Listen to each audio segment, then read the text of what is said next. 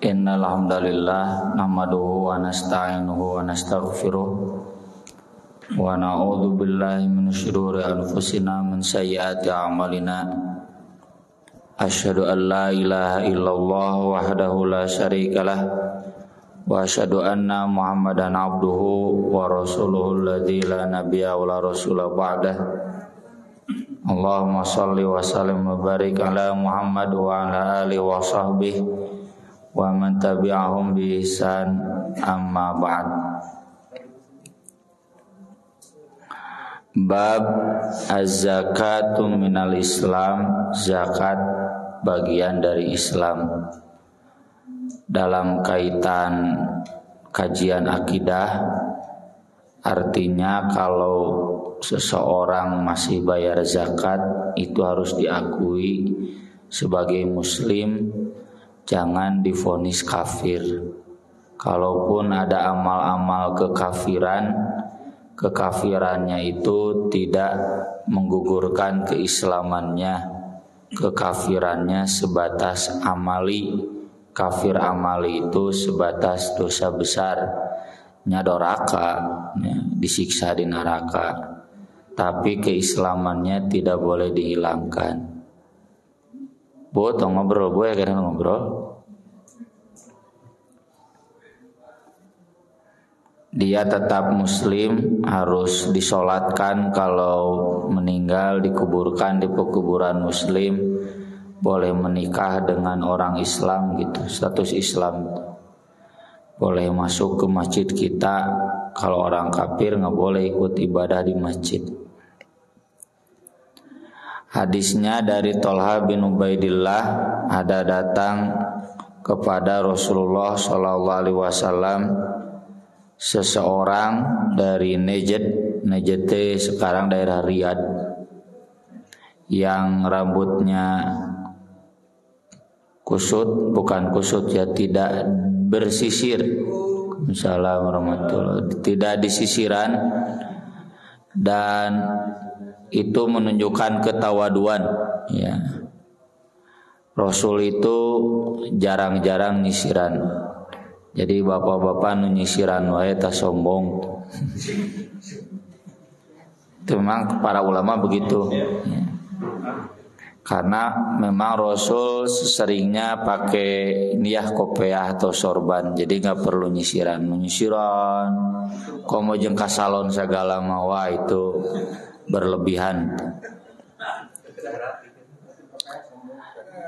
Yusma'u dawiyu sautihi wala nafqahu ma yaqul. Terdengar suaranya bising, tidak jelas, kami tidak paham apa yang dia katakan. Hatta dana, sehingga mendekat. Fa idza huwa yas'alu 'anil Islam. Ternyata setelah didekati, tersimak dia bertanya tentang Islam. Maka Rasul sallallahu alaihi wasallam menjawab, khamsu sholawat fil yaumi wal lailah. Salat 5 waktu sehari semalam. Ia nanya lagi, hal alayya ghairuha, ada lagi cenah salat yang lainnya?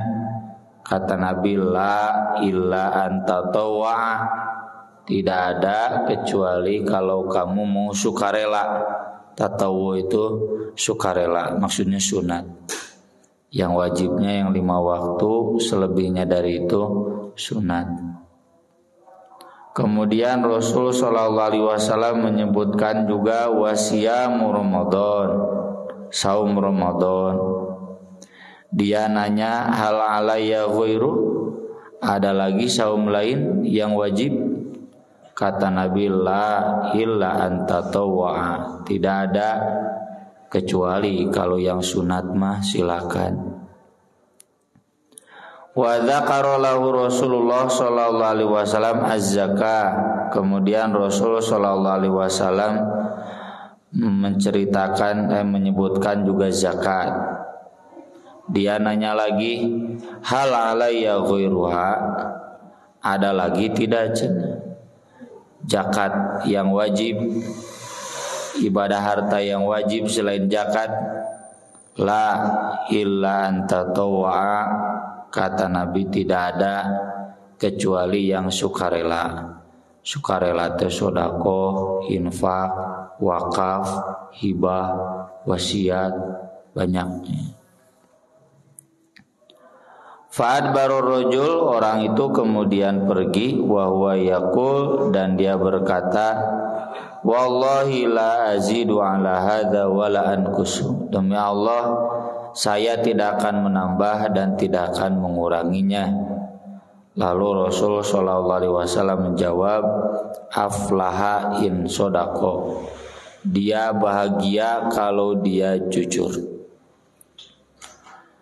Tidak perlu dipertanyakan kenapa nggak disebutkan haji, kenapa nggak disebutkan syahadat. Kan dari awal nggak kedengaran, pas didekati, pas kadengi keur ngajelaskeun sholat, saum, zakat. Mungkin di awalnya sudah dibahas syahadat, piraku kanu sholat untuk syahadat heula. Yang kedua, kenapa nggak dibahas haji? Ya sama, kenapa nggak dibahas jihad? Kenapa nggak dibahas hijrah? Wah, masih panjang atau syariat Islam teh. Ini kan dia orang yang baru masuk Islam. Orang yang baru masuk Islam itu dijelaskan dulu yang dasar-dasar. Sesudah syahadat, maka tentu yang tiga itu, sholat, zakat, saum. Hajinya belum, atau urang ogenya acan hararaji. Jadi masih lama haji itu. Mohon sapaliseur. Kemudian pernyataan orang itu yang tidak diketahui namanya ya, sampai sekarang, saya tidak akan menambah, tidak akan mengurangi. Lalu Nabi menyebut dia akan bahagia, akan selamat dengan itu. Tentu bukan berarti tidak ada syariat lain yang tidak diamalkan. Tidak menambah itu maksudnya tidak menambah syariat baru. Tidak mengurangi itu maksudnya tidak mengurangi syariat yang sudah dijelaskan. Bukan berarti toh saya cenah cukup tilu sholat, saum, zakat, bukan begitu. Maksudnya tidak akan menambah syariat yang sudah disyariatkan, tidak akan mengamalkan bid'ah. Dan kalau dia benar kata Nabi, dia pasti selamat. Di sini meskipun zakat disebutkan sesudah saum, itu nggak jadi soal ya urutan itu. Kadang zakat dulu, saum dulu, kadang haji dulu ya, kadang haji saum sesudah haji. Urutan itu di berbagai hadis tidak baku. Karena ada lain sila Pancasila. Sila pertama keadilan sosial, untuk itu banyak bebas. Jadi kalau rukun Islam itu yang penting pokoknya 5. Cuma memang kalau mau diurut berdasarkan syariat, sholat heula disyariatkeun teh, lalu ke zakat, udah zakat, saum, udah saum, haji gitu. Hadis berikutnya, ittiba'ul janaiz minal iman. Mengikuti jenazah termasuk pada iman. Ini juga sama ya, berarti kalau masih ada saudara-saudara kita yang syahadat, yang muslim masih ada yang nganterkeun jenazah, itu bukti bahwa dia ada keimanan. Terlepas karena jenazahnya sobat dia atau tidak, da urang oge anu lain sobat mutawawuh mah moal maksakeun gitu. Dan di sini disebutkan mengurus jenazah itu bukan karena sobatnya, tapi karena Islamnya. Ini ukhuwah Islamnya dan hak bagi seorang muslim ya diurus jenazahnya sebagaimana Islam. Jadi pengurusan jenazah itu jadi identitas keislaman. Artinya kalau dalam konteks akidah, ketika ada seorang muslim meninggal, maka uruslah dia dengan secara Islam. Terlepas apakah dia Islamnya benar atau tidak. Termasuk orang-orang yang mengurus jenazah meskipun Islamnya belum benar, mereka berhak untuk mengurusnya. Dan Nabi juga menyebutkan di sini berhak mendapatkan pahala selama dia masih kategori muslim. Hadisnya dari Abu Hurairah radhiyallahu anna Rasulullah sallallahu alaihi wasallam qala manittaba'a janazata muslimin imanan wahtisaban. Siapa yang mengikuti, menyertai, terlibat gitu ya, mengurus jenazah muslim karena iman dan ihtisab. Karena hari ini banyak yang, bukan banyak, sudah mulai ada serikat buruh ya mengurus jenazah. Jadi dia ngurus jenazah teh nya itu pagawean we, lain iman teuing, lain ihtisab. Jadi ini standarnya harus imanan wahtisaban, bukan karena mata pencaharian ya. Kalaupun sudah jadi mata pencahariannya, tetap dasarnya kudu imanan wahtisaban. Dan orang yang imanan wahtisaban bukan berarti juga haram menerima amplop. Bapak ngurus jenazah niatna tulus, iman, ihtisab karena mengharap ridho Allah, pahala dari Allah. Aya nu mere amplop tarima we pateunana teu haram ya. Ini kembali ke dalil-dalil umum bahwa orang-orang yang mengabdi di jalan Allah itu boleh menerima upah, tapi tidak boleh menuntut upah. Terkecuali kalau itu sudah jadi profesi ya, yang terkait profesi itu sudah jadi kewajiban yang mempekerjakannya untuk memberinya upah. Atul ajir qabla an yajifa rokuhu. Hadisnya terkenang. Setiap yang bekerja itu harus diberi upahnya sebelum keringatnya. Wa kana ma'ahu hatta yusalla 'alaiha wa yufragha min dafniha. Dia menyertai jenazah itu sampai disolatkan, sampai selesai dikuburkan. Fa innahu yarji'u minal ajri bikirataini, maka dia pulang membawa pahala 2 qirat. Kullu qiratin mithlu Uhud, setiap qiratnya itu seperti gunung Uhud. Bapak Ibu nu pernah haji umroh, pan gunung Uhud teh aya di belah Kaler, nah belah utara Masjid Nabawi. Jadi pintu paling belakang Masjid Nabawi, Bapak kalau keluar dari pintu belakang Masjid Nabawi langsung tuh tinggal di gunung Uhud coklat badag. Bapak enak gaduh harta sabaraha kapeser moal ta gunung Uhud lah boro-boro. Gunung Lagadar gente, gunung di Bandung wae teu boleh komo gunung Uhud. Itu menunjukkan betapa besarnya pahala ngurus jenazah. Jadi kudu semangat imanan wahtisaban, ngudag pahalana lain ngudag buruhna. Wa man shalla 'alaiha tsumma raja'a qabla an tudfana, dan siapa yang menyolatkannya kemudian pulang sebelum dikuburkan, fa innahu yarji'u bi qiratin, maka dia pulang membawa pahala 1 qirat. Mawa duit sanilai gunung Uhud ting sabaraha triliun. Komo lamun nepikeun ka beres ngurebkeun. Ini jadi dalil minimal kita sebagai mukmin, orang beriman itu menyolatkan siapa saja jenazah yang muslim, mau orang Persis, orang Muhammadiyah, orang NU, mau orang Nasdem, PDIP, Demokrat, PKS, bebas asal dia muslim, pahalanya buat kita.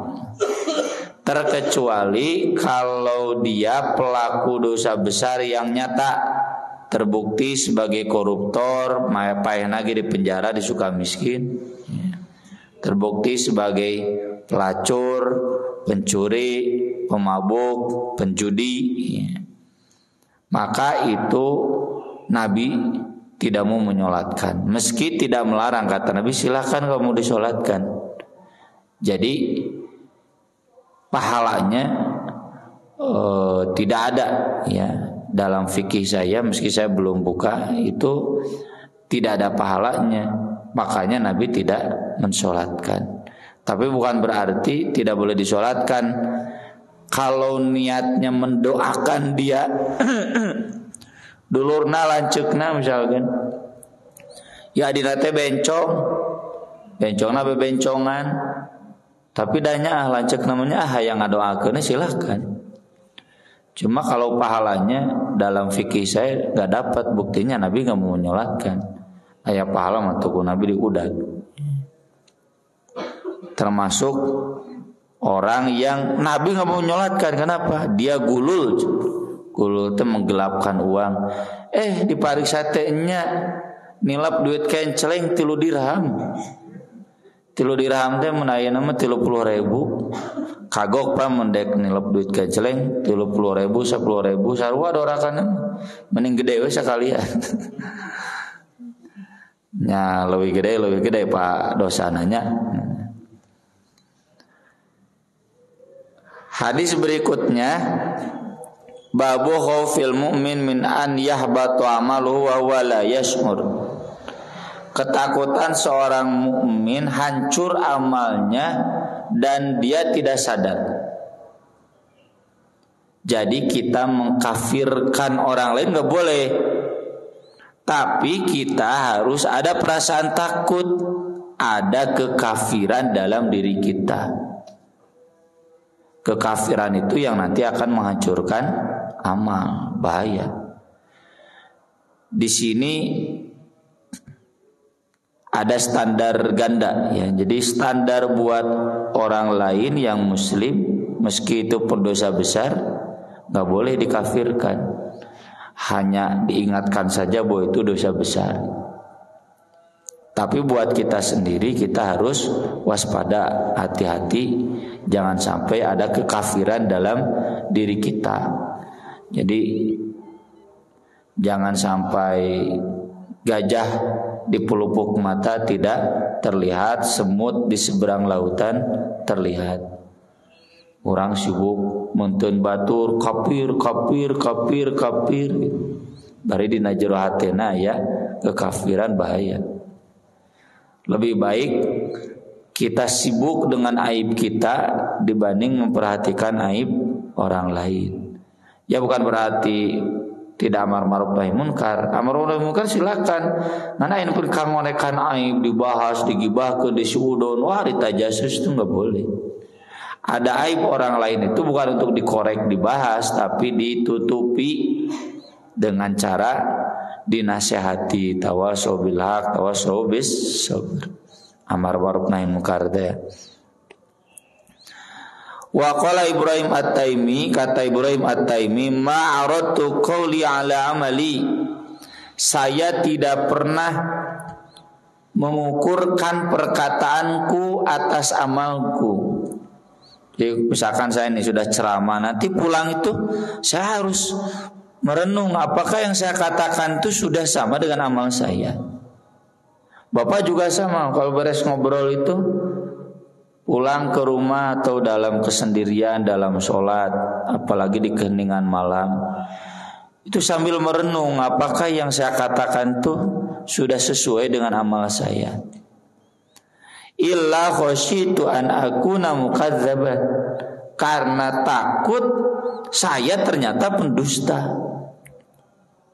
Ini harus jadi ketakutan nomor 1 buat para ustaz. Ibrahim At-Taimi ini kan ulama besar. Enak ngomong kebenaran, keadilan, ujung-ujung nama keuntungan.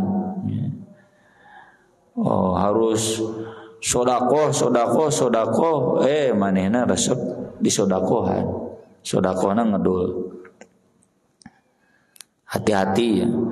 Ngaku iman, saya juga mukmin, saya juga muslim. Ari ngarokok bisa, kurban tuh bisa. Awas hati-hati. Saya nggak melarang merokok, ngan bapak nu ngarokok kurban, muntah kurban, pere 1 tahun ngarokok era. pinuhan tuh daftar kurban lobakeun anu lowong. Wa qala Ibnu Abi Mulaikah, Ibnu Abi Mulaikah ini juga ulama besar. Adraktu 30 min ashabin Nabi sallallahu alaihi wasallam. Saya sejaman dengan 30 sahabat Nabi.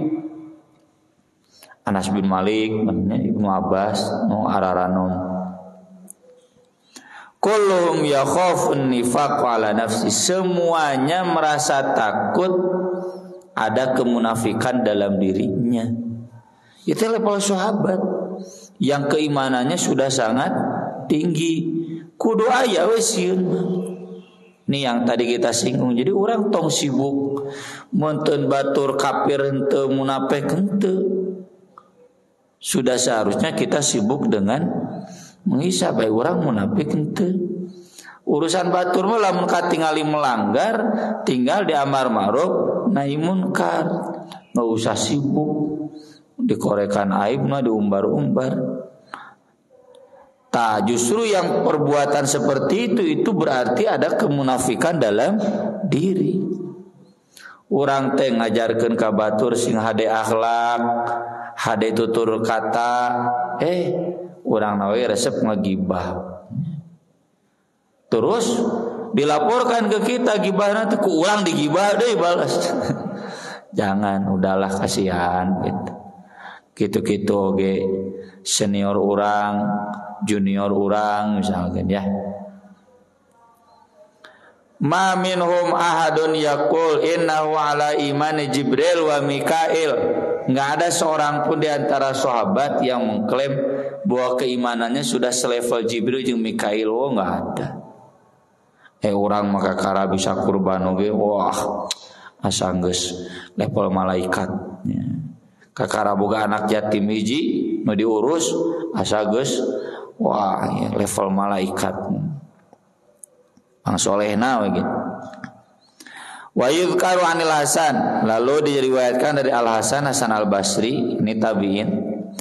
Ma khafahu illa mu'min wa la aminahu illa munafiq. Tidak ada yang merasa takut kecuali mukmin dan tidak ada yang merasa aman kecuali munafik. Jadi lamun bapak teh aya kahariwang, ibu teh kahariwang, munafik teh. Kalau kita takut amal kita ya, takut kita masih ada kemunafikan berarti iman. Dan munafik mah jong-jong we. Tapi tentu takut ini tidak kemudian lebay ya, sampai membuat kita putus asa, enggak. Ini mah ketakutan yang menimbulkan kewaspadaan, kehati-hatian. Eta orang mukmin, mun urang jong-jong we salat 5 waktu beres udah selesai merasa cukup. Bisa zakat fitrah merasa cukup, udah merasa selesai aman-aman saja. Ini justru berarti ada kemunafikan kata Hasan Al Basri. Belum total imannya. Wa ma yudharu minal israr 'ala nifaq wal isyan min ghairi taubah. Harus ditakuti kita terjebak dalam kemunafikan dan kemaksiatan lalu kita tobat karena enggak ada rasa takut tadi. Ayeuna mah urang ngukurna ka bature Pak ka sorangan mah hese. Kan kita seringkali tahu ya, si bapak ini kelemahannya itu dan si bapak ini nggak sadar kelemahannya gitu kan? Tabuai tete orang gitu. Aduh, menghanjakalkan Bu Haji. Bu Haji teh begini ngan kelemahanna kieu. Tapi tara nyadar gitu. Naon kelemahan usahan pamer. Sok hayang we dihareup, hayang we kasebut, kapujipan lebar teh. Dan sayangnya Bu Haji itu nggak sadar. Nah orang beriman tuh nggak mungkin punya sifat begitu karena setiap malam, setiap sholat muhasabah. Orang beriman itu boro-boro ngalakukeun dosa, henteu ngalakukeun dosa ge sieun dosa. Itu bahaya israr. Makanya di surat Al-A'raf, innal ladzina taqaw idza massahum ta'ifun minasyaiton tadzakkaru faidahum mubsyirun. Orang bertakwa itu kalau dia baru disentuh setan saja dia sudah ingat dan dia langsung bisa melihat dirinya. Ai urang mah di bejaan ku istri Ibu dibejakan usaha laki ngeyel. Oh kasihan. Termasuk ini kita kalau ada yang mengkritik kita, terlepas bener jeung teu urang kudu sieun bisi bener gitu. Urang pun mun anu ngritik, wah saya eta meunah wae gitu. Juga Jokowi dikritik teh ngambek. Jokowi wae loba sabarna, udahlah biarin gitunya. Nah urang leuwih pasik tibatan Jokowi. Dikritik saeutik ngambeknya, dihina saeutik ngambek. Harusnya bagi orang beriman itu dikritik, dihina itu jadi takut, bisi bener. Urang mah karang ada yang kritikan, wah langsung ngambek. Cirian masih eta mau diberi daging kurban. Jadi kalau kita orang beriman justru harus gede takutnya. Takut kita terjebak dalam dosa, isror terus-terusan dan tidak tobat karena tidak merasa dosa bahaya. Nah, di sini kuncinya tadzakkaru. Ya, tadzakkaru itu banyak zikir, banyak eling, zikirnya sambil pakai hati. Tong subhanallah subhanallah subhanallah bari ngalamun hayang lari ke alun-alun, hayang jajan bandros. Liqaulillahi ta'ala, berdasarkan firman Allah Ta'ala, walam yusirru ala ma fa'alu wa hum ya'lamun. Orang-orang ahli tobat itu gak mungkin terjebak dalam dosa yang sama terus-terusan karena mereka tahu, atau mereka tahu itu dosa tapi ngajakeun itu bahaya. Hadisnya dari Abdullah bin Mas'ud radhiyallahu an, Nabi sallallahu alaihi wasallam bersabda, sibabul muslimi fusukun wa qitaluhu kufrun. Mencaci seorang muslim itu fasik. Fasik itu dosa gede. Mencaci itu termasuk ngegibah, nya moyok kan. Moal mungkin ngegibah teu moyok. Jadi ketika kita menggibah, kita sudah berbuat fasik, dosa besar. Memfitnah, menghasut, termasuk menghina di hadapan, mengkritik dengan tidak tepat, itu fasik, hati-hati. Maka ketika kita terjebak dalam hal itu, harusnya ada ketakutan. Ngan kulantaran orang geus biasa ngobrolkeun batur teh, komo ngobrolkeun artisnya, komo bapak-bapak ngobrolkeun Jokowi, wah beak we. Doraka Jokowi teh muslim, jakatna gede, umrohna 3 kali, bapak mah kakarage sakali. Tong diobrolkeun nya, kagorenganana, obrolkeun kahadeanana. Kalaupun mau ya silakan ke sana, ke profil dan minta antar ke Jokowi. Kalaupun kita ada nggak setuju ya udah tong diobrolkeun, paling tong dipilih deui. Pada moal nyalon pan aya bawahanna 2. Nah, tong dipilih gitu. Jadi jangan sampai kita terjebak dalam mencaci. Kenapa? Ya pokoknya jelek lah. Masa gitu.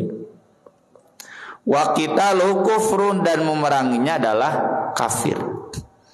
Tapi bukan berarti kafir di sini kemudian kafir keluar dari Islam, karena di ayat yang lain, wa in ta'ifatani minal mu'minina qatatalu, kalau ada 2 kelompok mukmin berperang, nu iman, perang imannya tidak gugur, maka disebut mukminin. Atau hadis, apabila ada 2 muslim saling bertemu, saling mau bunuh, dua-duanya masuk neraka, nu maehan ka neraka, nu dipaehan ka neraka. Ku Nabi tetap disebut muslim, tidak disebut kafir. Jadi kafir di sini untuk membuat kita waspada sebagai peringatan, itu perbuatan seperti orang kafir. Dan hari ini sudah mulai marak ya. Jogja wae cenah nu kota paling aman, paling santun. Wah, aya nama tawuran sarua. Saling bunuh di antara sesama orang Jawa, orang Islam. Dan orang Jawa pasti orang Islam.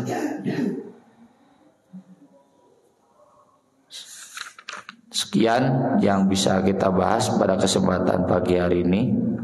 Mudah-mudahan bermanfaat. Mangga bila aya pertarosan nyangakeun. Mangga. Kaitan dengan fenomena sekarang tadi ada misalnya pemimpin yang melanggar konstitusi gitu ya. Istilah bahasa sekarang kan cawe-cawe gitu kan.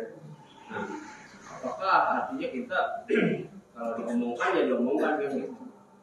Tapi kita juga punya hak gitu kan untuk mencegah hal kecurangan ataupun kelicikan gitu kan dengan cara seperti itu. Artinya kan kita sebagai umat juga sebagai rakyat berhak kan untuk menuntut atau memprotes gitu ya. Iya. Itulah mungkin kita caranya itu kan boleh gitu kan. Sekarang kita hidup di zaman ilmiah, ada standarnya. Kalau memang melanggar konstitusi, tinggal dilaporkan ke Mahkamah Konstitusi. Melanggar manajemen pemerintahan, laporkan ke Ombudsman. Kalau melanggar pemilu, laporkan ke Bawaslu. Jadi sekarang udah standarnya standar ilmiah itu fakta, bukti, bertarung gitu. Jadi kita jangan kemudian terjebak dalam gibah yang berlarut-larut. Menang memang ngagibah orang fasik, tapi tujuannya agar kita selamat dari kefasikannya. Tapi tentu tidak israf. Oh, dibahas. Udah cukup dijelaskan dia ini pemimpin yang begini, jangan dipilih. Bawahannya juga jangan dipilih. Udah. Nah, kalau ini bukan dibahas apa pengajian saja ngebahas Jokowi we gitu. Mubadir waktu, mubadir pembahasan. Masih banyak ilmu-ilmu yang lebih bermanfaat. Atau di masjid eta bari ngopi, bari udut ngobrolkeun eta we lebar, mending ngobrolkeun Persib. Ngobrolkeun pikniknya, ngobrolkeun naon lah yang lebih bermanfaat. Da diobrolkeun ku urang ge moal matak jadi alus. Tapi kalau sekadar untuk mengingatkan itu memang berhak. Menggibah orang fasik itu halal karena tujuannya agar kita tidak terkena dampak fasiknya. Kita jadi waspada. Begitu Pak Haji, makasih. Tambah Ustaz, ini kalau kita ya punya teman kerja lah gitu ya, tapi berbeda agama terus menikah kan gitu kan, kita boleh kan untuk melayat gitu kan. Tapi apakah bid'ah enggak kalau kita sampai mengantar ke penguburannya? Enggak boleh, itu hak hanya muslim ya. Melayatnya boleh sebagai hubungan tabarru wa tuksitu ilaihim ya, hubungan baik.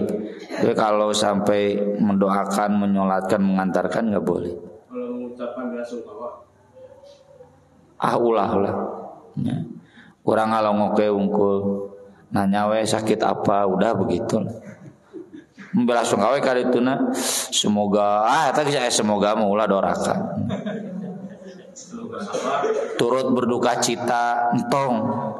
Pan cek hadis Nabi nage mustari mustaroh. Kalau orang Islam mustari ya, dia tenang dan kita sedih. Kalau orang kafir mustaroh, alam semuanya bahagia. Beraku orang berduka cita ya orang kafir maut. Alhamdulillah wes yang loba nu kafir nu marana. Jadi jangan belasungkawa. Atau saya paling nanya sakit apa? Oh iya. Semoga anges dong, semoga. Saya pamit ya gitu. Balik. Ada lagi? Mangga. Assalamualaikum Ustaz. Salam. Apakah betul ada hadis jika seseorang itu meninggal, katanya Rasul itu tidak ingin mensolatkan kalau orang itu punya hutang kan?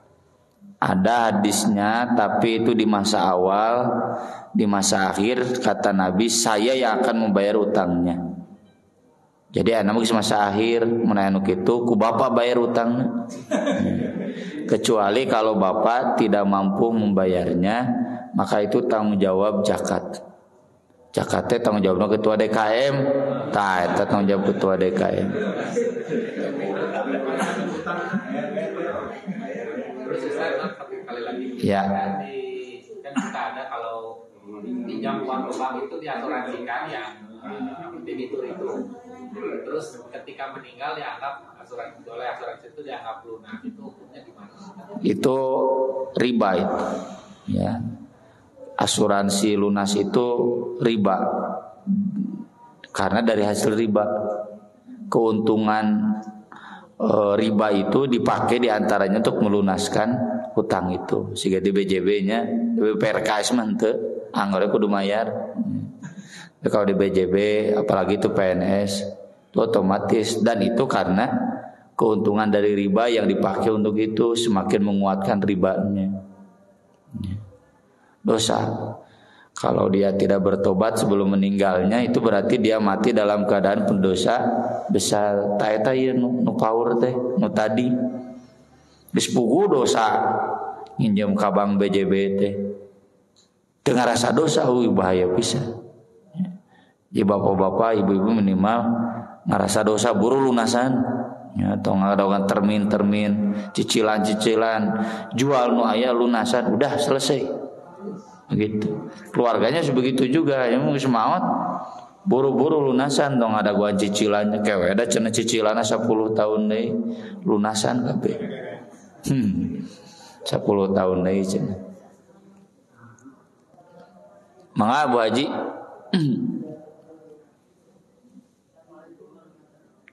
Assalamualaikum warahmatullahi wabarakatuh.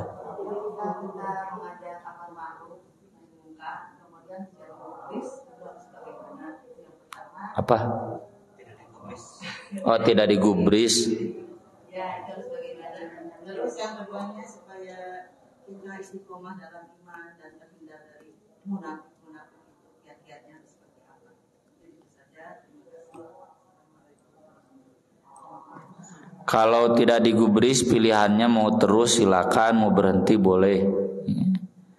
Yang Bani Israil yang jadi monyet itu kan ada rekan-rekannya yang terus mengingatkan, ada rekan-rekannya yang berhenti. Udahlah, lima ta'iduna qauman illahu muhlikuhum aw mu'adzibuhum 'adzaban syadida qalu ma'dziratan ila rabbikum wa la'allahum yattaqun.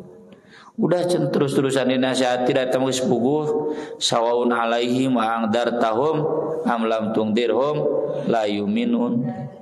Tapi kata yang terus menasihati, nggak apa-apa, sugana cenah hiji-hijieun mah. Ya. Jadi silakan itu ibu mau meneruskan dengan kesabaran, mau tidak pun nggak jadi dosa. Pilihan.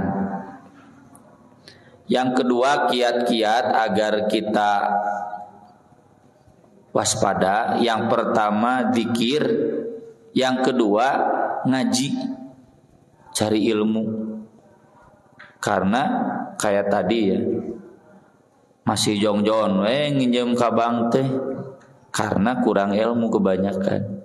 Padahal fatwa ulama mana nu ngamonangkeun. Terakhir Muhammadiyah geus ngaharamkeun Muhammadiyah gitu. Ya, jadi enggak ada yang sampai menghalalkan.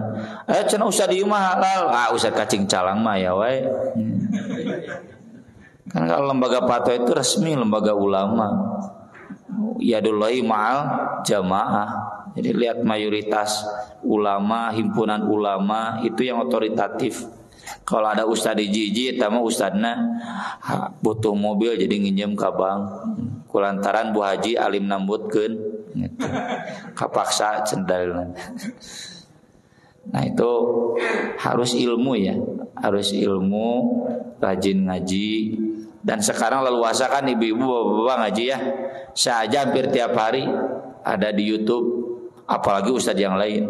Itu jadi bisa leluasa setiap saat, kapan mau di TikTok lagi cenah ngaji ayahnya. Abdi teu gaduh TikTok. Nu lieur aya, nu bener aya. Ya. Anu dina strike video kada itu aya dina banyak lah ya yang streaming, radio streaming, audio nongol juga ada. Itu manfaatkan buku, majalah ya, manfaatkan agar kita waspada.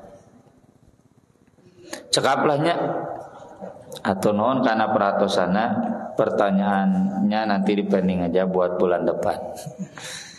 Aku qouli hadza wa astaghfirullah li wa lakum subhanakallahumma bihamdik asyhadu an la ilaha illa anta astaghfiruka wa atubu ilaik. Wassalatu wassalamu ala Rasulillah. Wassalamu alaikum warahmatullahi wabarakatuh.